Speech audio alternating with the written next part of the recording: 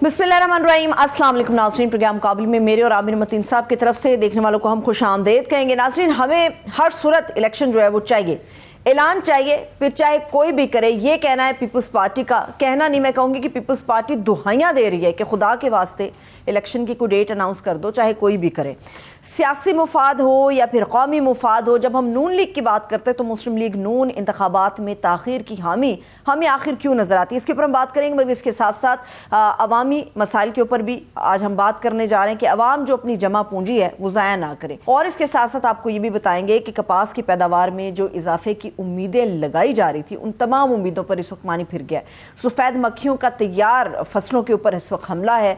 और अगर क्वांटिटी की बात करें कि 50% फसलें ऐसी हैं जो कि शदीद मुतासिर हो गई हैं, क्या यह कुदरती आफत है या महकमा मौसमियात या फिर ज़राअत वालों की नाअहली है, इसके ऊपर भी अवामी मसला है। बड़ी तफसील से हम बात करेंगे। आमिर साहब, सबसे पहले तो ये मसले तो वैसे सारे ही अवामी हैं, और एक ख़त सदर साहब की तरफ से आया था, उसने भौंचाल मचाया था। एक ख़त इलेक्शन कमीशन ने रिलीज़ कर दिया, उसने भौंचाल मचाया हुआ है। हो क्या रहा है पाकिस्तान के अंदर? आपने अपने इब्तदाइये में कहा कि पीपल्स पार्टी दुआइयाँ दे रही है कि इलेक्शन जो है ना जितनी जल्दी हो सके करवा लें। वो दुआइयों से दुहाई से ज़्यादा अभी वो धमकी पे आ गए हैं। अच्छा, अब उन्होंने धमकियाँ देनी शुरू कर दी हैं कि आप इलेक्शन वक्त पे ना करवाए तो वरना। और मैं समझता हूँ उनकी इस धमकी का असर होने लग पड़ा है कि कल जो बिलावल भुट्टो साहब ने ख़ास तौर पर ये कहा कि हमें लेवल प्लेइंग फील्ड नहीं है, फिर नाम लेकर उन्होंने कहा जनाब ये फ़वाद हसन फ़वाद के हवाले से कि वो लोग वो जो कि बिल्कुल डायरेक्टली एसोसिएटेड हैं नून लीग के साथ, उनको जब कैबिनेट में रखा जाएगा तो उससे फिर हम क्या समझेंगे कि एक पार्टी को ख़ास तौर पे फेवर किया जा रहा है।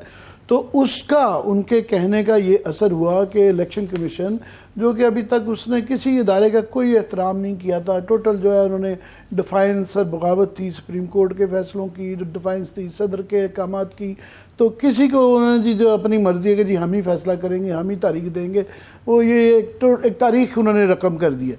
उन पर भी असर हुआ कि ये उनका लेटर है, तो लेटर के अंदर उन्होंने जो लिखा है कि जी ये आम तासुर है कि केयर गवर्नमेंट जो है वो पिछली गवर्नमेंट की एक्सटेंशन ही है। नाम नहीं लिया उन्होंने, ज़ाहिर है इशारा जो है वो ये फ़वाद हसन फ़वाद, अहमद चीमा, उमर सैफ, समी सईद, ये 5-6 लोग हैं जिनका माजी में बहुत करीबी ताल्लुक़ रहा हुआ है नून लीग के साथ, not just as bureaucrats but also as जिस तरह चीमा और फ़वाद ये मुआविन खसूसी मशीर टाइप भी रहे हुए हैं, तो पॉलिटिकल वो ताल्लुक भी रहा हुआ है। तो उनकी तरफ नाम लिए बगैर शारी, और उन्होंने कहा है कि a recent press conference held by a political party is a pointer in this direction. ये पीपल्स पार्टी ने जो प्रेस कॉन्फ्रेंस की थी उस हवाले से था कि जिसमें उन्होंने केयर टेकर गवर्नमेंट को ये पिछली गवर्नमेंट की जो पॉलिटिकल लेगेसी को आगे बढ़ाने के लिए इस्तेमाल किया जा रहा है, क्या वो बात किया। उन्होंने कहा जनाब ये कैबिनेट जो है वो बिल्कुल इस तरह अवॉइड करना चाहिए उनको कि जिसके पॉलिटिकल कोई वाबस्तगी हो उसमें नहीं होना चाहिए। तो बहरहाल उन्होंने ये पॉइंट आउट तो किया, थोड़ा लेट किया कि केपी में आपको याद है कि 5 माह बाद जो है ना उनको ख्याल आया कि ओहो ये तो निगरान काबीना जो है ये इसमें 3-4 पीपल्स पार्टी के लोग हैं, 3-4 ANP के हैं, 3-4 JUI के हैं, तो दुरुस्तगी 5 माह बाद की गई थी। तो ये भी थोड़ी देर बाद आया, मगर इसके अंदर भी उधर डायरेक्टली कहा गया था कि इन लोगों को हटाया जाए नाम के साथ। सो यहाँ अगर आपने कहना है कि आपको ये एतराज़ है तो आप नाम लें कि जनाब ये लोग हैं, इनकी वाबस्तगियाँ रही हुई हैं, इनको हटाएं। ये क्या कि एक पॉलिटिकल पार्टी ने एक प्रेस कॉन्फ्रेंस में एक बात कही है, ये गोलमोल। यहाँ हर चीज़ आजकल सदर साहब लिखते हैं वो भी गोलमोल कहानी होती है, आएँ बाएँ शाएँ इधर ना उधर, तो ये भी अब गोलमोल पे आ गए हैं इधर उधर। हालांकि एक वाज़ेह मौक़िफ़ अपना रखना चाहिए क्लियरली अगर ये आपने कहना है पॉइंट आउट करना है तो सिंपली इलेक्शन कमीशन को ये ऑर्डर करना चाहिए कि जनाब ये लोग हैं, इनकी वाबस्तगियाँ हैं, तो इसलिए इनको हटाया जाए, और वो हट जाएंगे। तो अगर ये हौसला कर लिया है कहने का तो ये फिर पूरा करना चाहिए। अब पता नहीं इसके बाद कोई आज निगरान गवर्नमेंट का कोई जवाब नहीं आया, क्योंकि डायरेक्टली कहा नहीं गया किन लोगों की बात कर रहे हैं, तो ये बहाना हो सकता है। तो ये इनको मेरा ख्याल है अगर ये कर दिया है तो इनको क्लियरली वो कहना चाहिए कि लोगों को हटाएं। और बिल्कुल जो है इससे जो रहा सही साख कोई रह गई है वो साख नहीं होती इन लोगों का।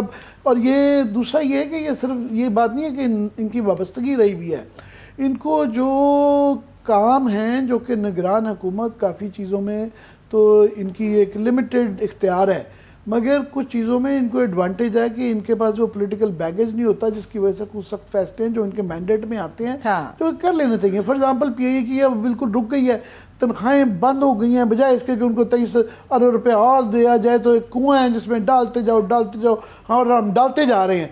तो इस तरह के कुछ फैसले कर लेंगे तो किसी को मेरा ख्याल एतराज़ नहीं होगा। नहीं, उन्होंने तो कहा कि हम इसके ऊपर कर रहे हैं तो मेरा ख्याल, मगर अगर उसको वो करने वाले जिस तरीके से किया जाएगा, जो लोग करेंगे वो कंट्रोवर्शियल हुए तो वो सारा का एक अच्छा कदम भी वो भी कंट्रोवर्शियल होता है। और ये इसके अंदर इन लोगों के ऊपर माजी के अंदर ये नहीं है कि इनकी वाबस्तगी नून लीग से रही है, ठीक है ये क्लियर हो गए, मगर ये नैब के कई बड़े संगीन इल्ज़ामात इन पे ऊपर रहे हैं, ये जेलें काट के आए हुए हैं और अभी भी कई इल्ज़ामात ख़त्म नहीं हुए। वो केसेस अभी वक्ती तौर पे इनको रिलीफ मिल गया है, मगर कई केसेस के अंदर अभी बरी नहीं हुए, वो मुकदमात अभी चल रहे हैं।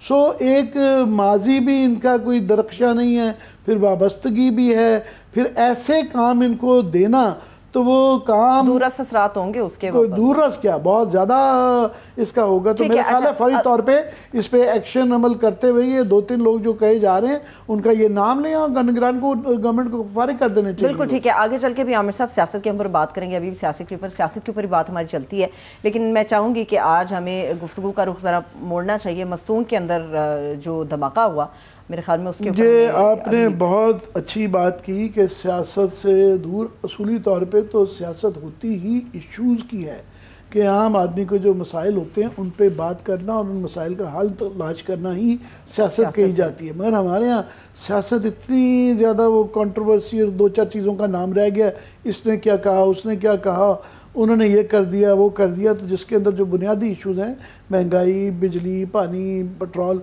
तो ये बुनियादी इश्यूज़ हैं वो पीछे चले जाते हैं।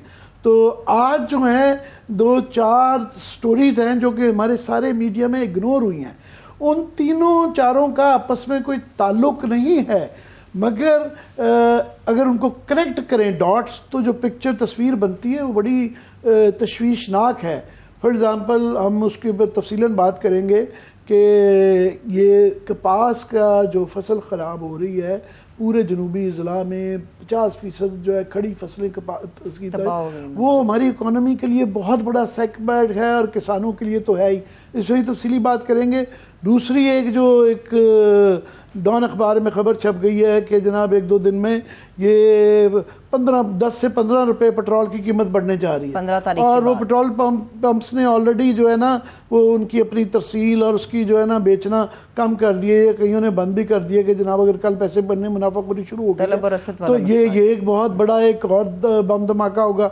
मगर जो लिटिल बम धमाका हुआ है आज मस्तूंग के अंदर, जिसके अंदर 11 के करीब लोग ज़ख्मी हुए हैं और उसमें लार्जली वो JUI के लोग थे और सेनेटर हमदुल्ला साहब उसके अंदर ज़ख्मी हुए। शुक्र है कि उनकी जान बच गई और बाकी भी जान महफूज रही, मगर इसका एक तो ज़ाहिर है एक ऑलरेडी इतने हमारे क्राइसिस बहरान चल रहे हैं, उसके अंदर सिक्योरिटी का बहरान जो कि अगर वो भी इसके अंदर ऐड हो जाता है तो बहुत ही ख़तरनाक बात है। और मज़ीद उसके अंदर ख़तरनाक बात यह है कि उसका अभी तक एक्सेप्ट नहीं किया ऑफिशियली, दाइश ने नहीं कहा, मगर क्योंकि ये इस इलाके में पहले भी जो वाक़यात हुए हैं वो दाइश करती रही है और बाजौड़ में भी JUI के ऊपर जो हमला हुआ था मौलाना फजल रहमान साहब ने वहाँ जाना था, वो नहीं जा सके, जो कि लकीली नहीं गए तो उनकी भी जान बच गई, मगर वो दाइश ने कबूल की थी। और दाइश की क्योंकि एक रिसेंटली पहले ही हम TTP से तंग हैं कि उनके आए रोज़ यहाँ पे बम धमाके और इस तरह के वो प्रॉब्लम्स क्रिएट करते हैं, उसकी अगर दाइश के भी ये वाला सिलसिला खुदा ना खास्ता बढ़ा तो ये पाकिस्तान अफगानिस्तान की तरह ये बैटल ग्राउंड ये इनके बढ़ जाएगा। और उस पर इसलिए भी फिक्रमंदी है कि हाल ही में अमेरिका ने, उनकी CIA ने भी और उनके एक दो जर्नलों ने ये बयान दिए हैं कि अलकायदा तो तकरीबन ख़त्म हो चुकी हुई है, मगर अलकायदा से भी बड़ा जो जिन उभर रहा है वो दाइश की सूरत में उभर रहा है। और उसका थिएटर सिर्फ सीरिया और मिडल ईस्ट नहीं है, अफगानिस्तान और पाकिस्तान हैं। तो इसलिए भी इस धमाके को मैं इस रोशनी में कहूँगा तो गलबन मेरे पास बिल्कुल, मैं इस वक्त JUI की चूँकि बात हो रही है, मैं वेलकम करना चाहूँगी। JUI के सीनियर रहनुमा है और वफाकी वजीर भी रहे सेनेटर हमदुल्ला जान आफरीदी साहब ने हमें ज्वाइन किया। सर बहुत शुक्रिया, थैंक यू सो मच आपके वक्त के लिए। थैंक यू जी। हमीदुल्ला जान साहब JUI अभी ज्वाइन कर चुके हैं, तो पहले तो बड़ा आपसे अफसोस भी है कि शुक्र है कि उनकी जान बच गई है आपके अब्दुल्ला साहब की, मगर ये इसको आप कितना हमें परेशान होना चाहिए इस वाक़े से कि इसकी लार्जर इम्प्लीकेशंस देखें तो। शुक्रिया आमिर भाई। बेसिकली तो हम पहले इस बात की मजम्मत करते हैं जिसमें तकरीबन 10-11 बंदे ज़ख्मी हुए हैं और अल्हम्दुलिल्लाह हाफिज़ साहब की जान बच गई है, वो भी ज़ख्मी हुए हैं। लेकिन ये जमीयत के साथ कोई पहला वाक़या नहीं है। अभी माजी में ही आपने देखा कि बाजौड़ में तकरीबन 60-70 लोग शहीद हुए उसमें और 100 के लगभग उसमें ज़ख्मी हुए। इसी तरह तकरीबन जो मर्ज्ड एरिया हैं, इसमें अगर कुल आप वज़ीरिस्तान, बाजौड़ और बाकी अजला मिलाकर देखें तो कम से कम 60-70 ऐसे जमीयत के उलेमा शहीद हुए हैं जिनको टारगेट किया गया है। और ये वेव तकरीबन काफ़ी अरसे से चल रही है। बुनियादी तौर पे जमीयत उलमा इस्लाम मजहबी पार्टी के अलावा वो एक डेमोक्रेटिक पार्टी भी है और वो तसलसल जमहूरियत की चाहती है।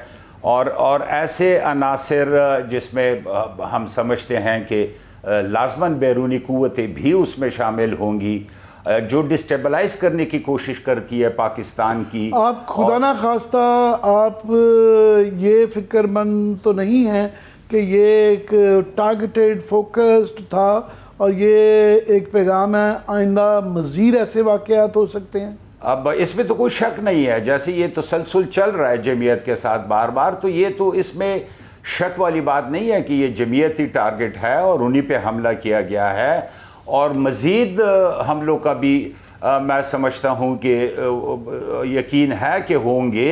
लिहाजा हुकूमत को वक्त के जो लॉ इन्फोर्समेंट एजेंसियाँ हैं उनको इस बात पे तशवीश करनी चाहिए और उनको चाहिए कि इलेक्शन की तरफ बढ़ रहे हैं पॉलिटिकल पार्टीज़, उनको तहफ़्फ़ुज़ दिया जाए ताकि एक अमन के तरीके से ये जमहूरी सिस्टम जो है मुकम्मल हो जाए और इलेक्शन हो जाए। और ये भी सोचने की बात है कि अच्छी बात है, शुक्र है कि किसी और पॉलिटिकल पार्टियों पे नहीं हो रहे हैं, लेकिन ये भी सोचने की बात है कि आखिर जमीयत को ही क्यों बार बार इस बात पे टारगेट किया जा रहा है और उन्हीं के खिलाफ एक मुहिम शुरू है। और जमीयत का आपने जिक्र किया कि अभी ये हाल ही में PDM की, क्योंकि सरबराही भी मौलाना फजल रहमान साहब के भी थी और JUI जो है वो क़यादत में थी और बड़ी प्रोमिनेंटली थी, धरने भी कर रही थी और बड़ी फ्रंट सीट के ऊपर, ड्राइविंग सीट के ऊपर जो है वो JUI बैठी हुई थी। वही रिसेंटली एक तो एकदम से गायब भी होगी, थोड़ी सी पीछे भी हट गई। फिर ये मुश्किलात, ये जिस तरह ये धमाके और खुदा न खास्ता और मज़ीद ना ये अगर बढ़ें तो ऑलरेडी ये वाले वाक़यात भी हों जिससे मूवमेंट भी रिस्ट्रिक्टेड होती है। फिर विद इन PDM जो है एक अजीब कंट्रोवर्सी चल गई जिसका JUI शिकार हो गई है कि अभी वो उनका काफ़ी पार्टीज़ के साथ मुझे कहते हैं ना हीटेड एक्सचेंज चल रहा है कि मैं देख रहा था मौलाना साहब ने जो पीपल्स पार्टी के साथ ख़ास तौर पे पहले, क्योंकि बहुत ज़्यादा असरदारी और उनकी हमेशा बहुत दोस्ती रही हुई है और पीपल्स पार्टी के हमेशा 80s से लेके करीब रहे हैं मौलाना, मगर एकदम से वो लगता है कि राहें जुदा जुदा हो गई हैं, बड़ी मुखालफाना। बिलावल के अगेंस्ट भी बड़ी बातें मौलाना साहब ने की थी जी, वो ये इसमें पूरा वो उनका क्लिप नहीं आ सका, मगर और भी बयानात भी आए हैं, बड़े सख्त आए हैं कि पीपल्स पार्टी पे कि ये, और हकीकत भी है कि वो हिस्सा रहे हुए हैं। और अब वो जो नज़र आता है कि वो उससे बाकी PDM एक तरफ जा रही है और पीपल्स पार्टी एक तरफ जा रही है, तो उनको जो एकदम जल्दी इलेक्शन की जो पड़ गई है, आपके ख्याल में क्या वजूहत हैं? और दूसरा, मौलाना का ये जो पीपल्स पार्टी पे एकदम बहुत ज़्यादा रिएक्शन है, क्यों है? देखिए, बुनियादी तौर पे एक चीज़ मैं क्लियर कर दूं कि पीडीएम कॉन्स्टिट्यूट हुई थी एक पर्टिकुलर इशू पे, और वो पीटीआई की हुकूमत के ख़िलाफ़ जो एक मुहिम चली थी, एक मूवमेंट चली थी, और कहा यह जा रहा था उन पार्टियों का कि ये एक गलत मैंडेट से आके हुकूमतों में बैठे हुए हैं, तो लिहाजा इनको उतरना पड़ेगा, उतारना पड़ेगा, जो कि इवेंचुअली एक जमहूरी तरीके से वोट ऑफ नो कॉन्फिडेंस के थ्रू उनको उतारा भी गया। तो पीडीएम का तो एक स्पेसिफिक रोल था जिस पे ये पीडीएम था और तमाम पार्टियां इस पे यकजा थी। जहां तक आजकल और इन बातों का ताल्लुक है, तो ये तो जाहिर सी बात है कि अभी इलेक्शन में ये तमाम पार्टियां एक दूसरे के खिलाफ इलेक्शंस लड़ेंगी। क्लैरिफिकेशन इसमें सिर्फ ये दी है कि जैसे पीपल्स पार्टी अभी जोर लगा रही है, और एक वो पीपल्स पार्टी एकदम से फौरी इलेक्शन क्यों चाहती है? नहीं, तो ये तो हमें समझ नहीं आती है कि जब सीसीआई में बैठ के एक चीज डिसाइड हो गई कि जी ये नए सेंसस के थ्रू होगा, तो जाहिर है फिर डिलिमिटेशन भी होगी। वो एक आईनी रिक्वायरमेंट है जो कि आपने पूरी करनी है। तो जब वहां पे ये कायल हो गए और मान गए, समझ आती है। तो फिर आप बड़े पुराने सियासतदान हैं, आपके ख्याल में क्या उनकी क्या वजूहत होगी कि एकदम ये सारा कुछ करने के बाद, सीसीआई के कैबिनेट के अप्रूवल के बाद, मर्दशुमारी करने के बाद, एकदम उनको ये जल्दी पड़ गई कि बस एज सून एज पॉसिबल जल्द से जल्द इलेक्शन करवाए जाएं? अब मैं तो अंदर की बात तो मैं नहीं समझता हूं, लेकिन जिस तरह ये आजकल एक वेव चली हुई है अकाउंटेबिलिटी की, और मुल्क में चोरों को पकड़ने की, और बिजली चोर हो या कोई भी चोर हो, तो मेरे ख्याल से कुछ पार्टियां और कुछ ये लोग तो नहीं कह रहे कि पीपल्स पार्टी को खदशात है कि ये वेव का शिकार वो भी हो जाएंगे बिजली चोरी के अंदर? हर पार्टी में ऐसे लोग होंगे, और उनकी पार्टी में भी यकीनन होंगे, तमाम पार्टी तो नहीं होती, दूसरों से ज्यादा तो ये नेवर नो, शायद होंगे। उनको ये हो कि जल्द से इलेक्शन हो जाए और इस सिस्टम से आगे निकल जाएं, हम बैठ जाएं हुकूमतों में, चाहे सूबे में हो चाहे मरकज में हो, ताकि ये आगे चल पड़े बात। इसके अलावा तो कोई बात समझ नहीं आती है कि जब तमाम पार्टियां बैठ के मुत्तफिक हुई इस पे, सेंसस पे और डिलिमिटेशन पे, तो उसमें जो वो 1-1.5 महीना की ताखीर बताई जा रही है, क्या आ रही है, सुप्रीम कोर्ट में भी केस है, देखते हैं शायद डिलिमिटेशन पहले हो जाए और वक्त पे इलेक्शंस भी हो जाएं, और आईनी तकाजा है, होना भी चाहिए। कोई भी ये नहीं कहता है कि वो इलेक्शन नहीं होने चाहिए या लेट होने चाहिए, लेकिन जिस तरीके से ये बयानियां लेके आ रहे हैं और बार बार हर रोज कोई ना कोई मेंबर जो है उनका ये एजिटेट कर रहा है और बता रहे हैं, तो इसमें कुछ समझ नहीं आ रही है कि मतलब क्या है। ये आपसे ये गिले शिकवे सिर्फ पीपल्स पार्टी को नहीं है, आपको बाकी भी जो पीडीएम का पहले हिस्सा रहे हुए हैं, फॉर एग्जांपल आप लोगों की हमेशा जेयूआई और एएनपी की केपी में मुखालफत रही, नैब के दौर में बस सुलह सफाई थी, बाद में ज़्यादातर ज़्यादा कैंपों में ही रही, एक दूसरे के खिलाफ इलेक्शन लड़ने का एक ज़्यादा रवायत थी। देखें, बुनियादी तौर पे एक तो ये मौसूफ जो है, इनको तो खैबर पख्तूनख्वा में मेरे ख्याल से कोई सुनता भी नहीं है। इधर इस्लामाबाद में आपने तो खबर चला दी है इसकी। बादशाह खान की औलाद में से हैं, चौथी नस्ल में, तो कैसे उनको बादशाह खान और वली खान के नाखून तक भी ये नहीं पहुंचते हैं। छोड़े जी, उनकी अपनी कद काट थी और वो तमाम पख्तून लोग जो हैं कदर करते हैं उन लोगों को, लेकिन इसने मेरे ख्याल से अब मज़ीद हद कर दी है और कोई सीरियस इतना लेता नहीं है। आप इससे अंदाज़ा लगाएं कि मौलाना साहब ने क्या पीडीएम की चेयरमैनशिप खुद पकड़ी थी और उन्होंने कहा था कि मैं बैठूंगा? उनको बनाया गया, बिठाया गया। जो बड़ी बड़ी पार्टियां हैं पाकिस्तान की, मुस्लिम लीग, नून है, पाकिस्तान पीपल्स पार्टी है, उन सबों ने मौलाना साहब को बिठाया इसका चेयरमैन बनाने के लिए। और कोई चीज़ लीड करना, आगे चलाना, ये कोई बच्चों का खेल भी नहीं होता है। दूसरे उन्होंने एक बात की, पीडीएम की एक और बात उन्होंने कहा कि आधा आधा टेन्योर था कि इन्होंने आधे नहीं, वो वोट ऑफ नो कॉन्फिडेंस की उन्होंने बात की, तो जाहिर है मुत्तफिका सब मुत्तफिक हुए और किए। उसमें मौलाना साहब की राय ये थी कि इलेक्शन के लिए जाते हैं उसके बाद, लेकिन बाकियों की राय थी कि नहीं, अभी असम्बली का टेनोर हम पूरा करते हैं, तो उसमें तो ऐसी कोई बात नहीं है। पीपल्स पार्टी की बारे में ये मौलाना साहब ने खुद भी फरमाया कि ये जोर लगा रहे थे कि हम नहीं चाहते थे, हम चाह रहे थे इलेक्शन करवा ली जाए। इन्होंने वोट ऑफ नो कॉन्फिडेंस। दूसरा भी इलेक्शन आ रहे हैं, इनके इन बयानियों से और इन बातों से कुछ बनने नहीं लगा है। मेरे ख्याल से इनका अपना फ्यूचर जो है KPK में वो ब्लीक है अब बहुत ज़्यादा, क्योंकि अब वो लीडरशिप ANP की नहीं रही है जो हुआ करती थी और जो कद काट वाले लोग थे और पूरे पख्तूनख्वा के लोग उनका रिगार्ड करते थे। तो लिहाजा इन बातों से अब मौलाना साहब जैसे कद काट के लोगों को अगर ये इस किस्म की बातें करते हैं तो ये अपनी तजलील करते हैं, अपनी पोजीशन ख़राब करते हैं, मजीद इनको कुछ मिलने नहीं लगा इससे। चलिए अभी ब्रेक की तरफ चलते हैं। सेनेटर साहब हमारे साथ मौजूद रहेंगे, एक भी छोटी सी ब्रेक लेते हैं, हमारे साथ रहिएगा।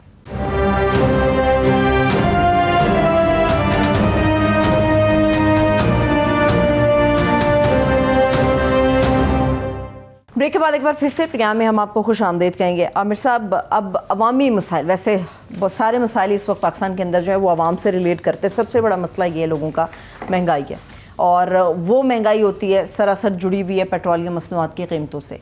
सिर्फ 24 घंटे बाकी रह गए हैं, क्या होगा, कितनी बढ़ेगी? नहीं, अभी इसके हम मुहतात होके बात करेंगे कि अभी तक ऐलान कोई सरकारी नहीं हुआ कि ये पेट्रोल की कीमत बढ़ जाएगी, मगर क्योंकि ये डॉन अखबार के अंदर हमारे दोस्त खलीक कियानी साहब की स्टोरी है, उन्होंने ये की हुई है कि ये जो है सितंबर 15 जो कि अभी कल है, आज 14 खत्म हो जाएगी रात के 12 बजे, तो उनके मुताबिक जो है पेट्रोल की कीमत जो है वो 10 से 14 रुपये और डीजल की 14 से 16 रुपये बढ़ जाएगी। तो ऑलरेडी पेट्रोल ने लोगों की चीखें निकलवाई हुई हैं, और जब पेट्रोल की कीमत बढ़ती है तो हर चीज़ की बढ़ जाती है, और इस पे ज़ाहिर है एक इशू बन जाएगा। पहले ही बिजली की वजह से लोग जो हैं सड़कों पे आए हुए हैं, और पूरा पाकिस्तान का जो एक पहिया किस्म का रुकी जाता है, और ये सारी वो बढ़ोतियाँ हैं जो कि ड्यू थी, IMF से कमिटमेंट कर ली हुई थी, होनी थी और होनी थी। इसाक डार साहब ये रोक के बैठे हुए थे बिजली का कीमत बढ़ाना भी, पेट्रोल का कीमत भी बढ़ाना, कि ये हमारे पे ना मलबा पड़े।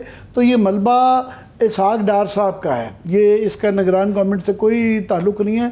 सिर्फ इनको ये एक बड़ा अनहोली किस्म का एक ड्यूटी लगा दी गई है कि आपने इसकी अनाउंसमेंट करनी है। सो इनके खाते में ये बिल्कुल भी नहीं जाता। ये पिछली हुकूमत की खाते हैं कि उनकी जो है IMF से मिस हैंडलिंग के पहले बात कर ली। मिफ्ता इस्माइल फर्स्ट क्लास काम चला रहे थे और उस वक्त ही हो जाना था। इसाक डार साहब को लाया गया, सारी चीज़ें डिस्टर्ब कर दी गई, उनको धमकियाँ दी गई, फिर उनके तरले किए गए, फिर जाके इतनी लेट किया कि उस दौरान में महंगाई भी आउट ऑफ कंट्रोल हो गई, फॉरेन एक्सचेंज भी हमारा आउट ऑफ कंट्रोल हो गया, रिजर्व भी बैठ गए।